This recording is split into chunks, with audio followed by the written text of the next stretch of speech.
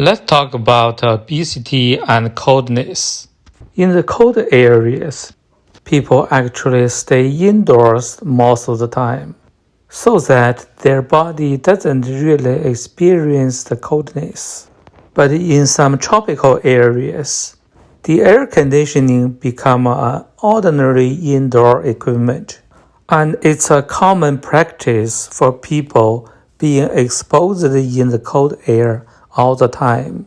In traditional Chinese medicine, coldness in the body means dampness and fatty tissues. The coldness and dampness get into human body mainly through two different ways. One is through the gastrointestinal system when we eat cold food, especially in the summers. Another way is when the cold air attacks both sides of the forearms, especially in the summer when we don't have covering on the forearms.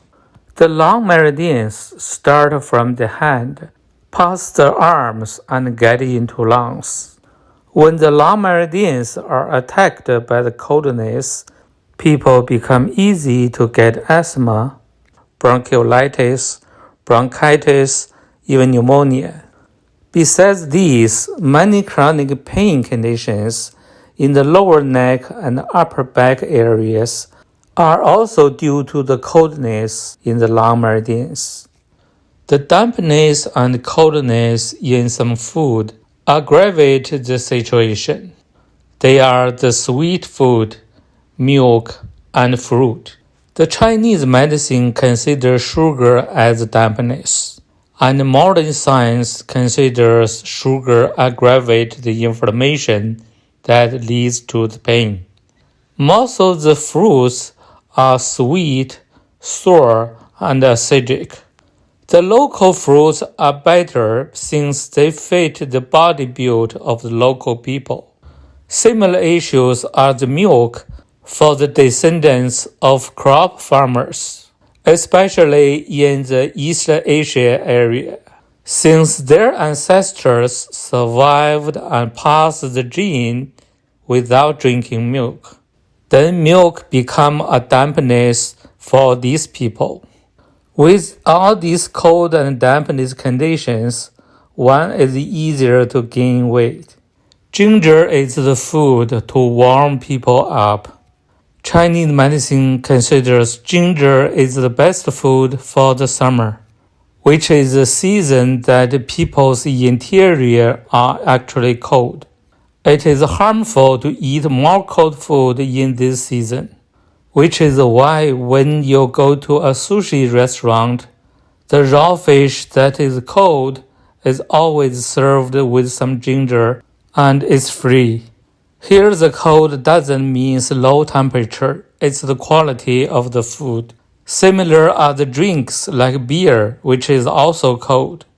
When people drink warm or cold beer with some cold fish, it's easy to get gout, which is always in the big toe. Nobody can explain why gout is always in the big toe in science. But in Chinese medicine, it's a sure thing. That is where the spleen meridian passes by, which is a meridian for digestion of cold food. These coldness and dampness deposit in the spleen meridian, that is the big toe. It's noteworthy that most of the wines are warm and beer is cold. When eating raw fish at a sushi restaurant, it's also nice to have some wine, especially the Japanese Qing wine. The coldness is not obvious in the young people because they have the pure positive energy. However, the coldness accumulates, and after around 40 years old, the symptoms begin to show up. When it's colder and colder in the body, it becomes easier and easier for the fat to deposit in the body. And it may also come with other symptoms, such as constipation or breast tumors. And the most common symptom is chronic pain.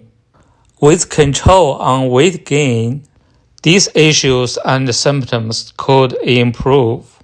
Technologies indeed bring us a lot of convenience and comfort. However, it also makes us more fragile and vulnerable. We want to do more to follow the nature, which is the ultimate rule of health. That's it for today. Thanks for listening and watching. See you next time.